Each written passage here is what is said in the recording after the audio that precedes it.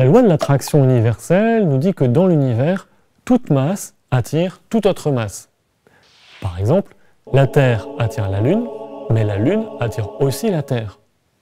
Si la Terre et la Lune avaient la même masse, le résultat serait qu'elles tourneraient autour d'un point commun situé à mi-chemin entre les deux astres.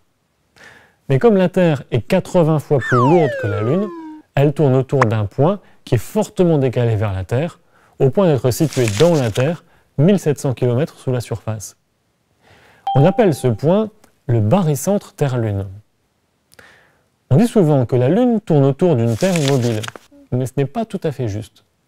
La Lune tourne autour du barycentre, et la Terre tourne aussi autour de ce barycentre. Le Soleil aussi attire la Terre, et la Terre attire le Soleil. Mais le Soleil est 300 000 fois plus lourd que la Terre, et donc cette fois, on peut dire que la Terre tourne à peu de choses près autour du centre du Soleil. Un homme à la surface de la Terre est attiré par la Terre, et c'est ce qui lui donne son poids. Mais son poids réel est le résultat de nombreux autres phénomènes, notamment l'attraction de la Lune et du Soleil, et les forces centrifuges dues à la rotation autour de la Terre, autour du Soleil et autour du barycentre Terre-Lune. La modification du poids pour un homme est faible. Prenons l'exemple de Max, qui pèse 80 kg.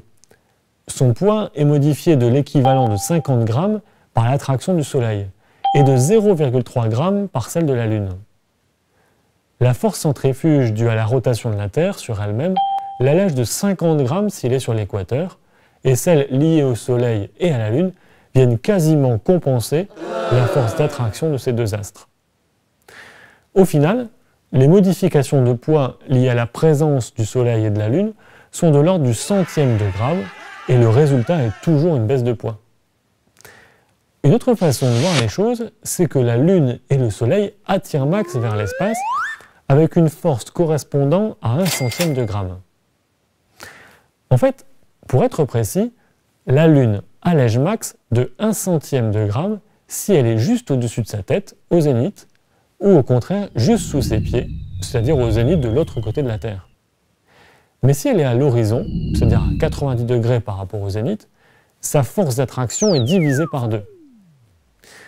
La force d'attraction due au Soleil est 2 fois plus faible que celle de la Lune, mais sa variation en fonction de la position du Soleil est la même, 2 fois plus efficace au zénith qu'à l'horizon. Ces chiffres semblent complètement négligeables pour un homme, mais ils ne le sont pas pour la masse d'eau des océans.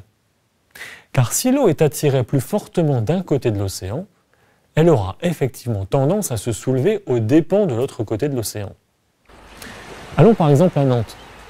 Si la Lune est juste au-dessus de notre tête, la force d'attraction est maximale. Par contre, au même moment à New York, de l'autre côté de l'océan, la Lune est à l'horizon et la force d'attraction est donc 2 fois plus faible. L'océan Atlantique va donc se déplacer globalement vers la France. Et ce sera marée haute à Nantes. Supposons qu'en plus, le Soleil soit juste sous nos pieds, c'est-à-dire qu'il soit midi dans le Pacifique. La force d'attraction du Soleil, qui n'est que 2 fois moins forte que celle de la Lune, amplifie la marée, et on aura donc une grande marée. Au contraire, s'il est midi à New York, l'attraction solaire vient compenser partiellement l'attraction lunaire plus faible, et l'on a une petite marée. Dans environ 24 heures et 50 minutes, la Lune sera revenue au-dessus de nos têtes, et ce sera donc à nouveau marée haute. Entre-temps, la Lune est passée sous nos pieds, et au bout de 12 heures et 25 minutes, il y aura donc une marée haute intermédiaire. On a donc environ 2 cycles de marée par jour. Mais en pratique, l'heure exacte de la marée haute est aussi déterminée par la position du Soleil, et l'écart entre les marées peut donc varier de quelques dizaines de minutes.